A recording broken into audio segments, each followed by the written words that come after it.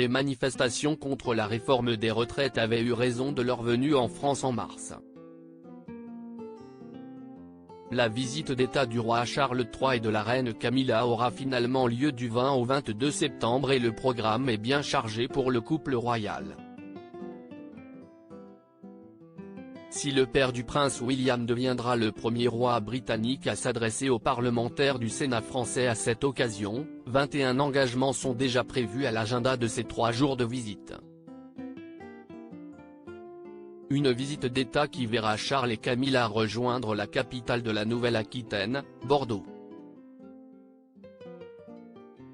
La ville a été choisie parce qu'elle abrite un grand nombre d'expatriés britanniques et qu'elle est jumelée avec la ville anglaise de Bristol, a indiqué The Daily Mail ce mercredi 6 septembre. Sur place, le roi et la reine partiront à la rencontre de secouristes, mais aussi de personnes touchées par les incendies de l'été 2022. Ils mettront aussi en lumière les efforts pour lutter contre le changement climatique, un sujet très important pour Charles III.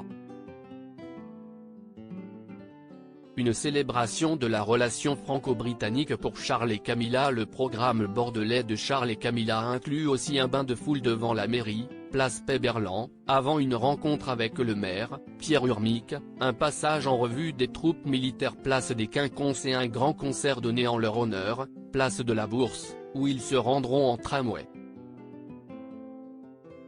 Le roi prendra ensuite la direction de la forêt expérimentale de l'Observatoire de Floirac, alors que la reine Camilla ira à la rencontre de familles dans le besoin accueillies par l'association Le Pain de l'Amitié. Enfin, le couple royal visitera le domaine viticole Château Smith au Lafitte, à Martillac. Cette visite d'État vise à entretenir la relation forte entre la France et le Royaume-Uni. Selon The Daily Mail, les diplomates britanniques ont été encouragés par le succès de la visite d'État du roi en Allemagne, qui a eu lieu après l'annulation de celle prévue en France.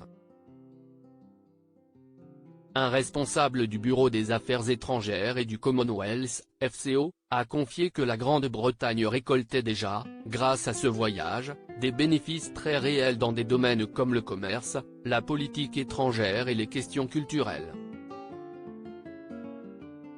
Il a ajouté qu'il considérait la visite française comme une occasion de renforcer une relation très importante.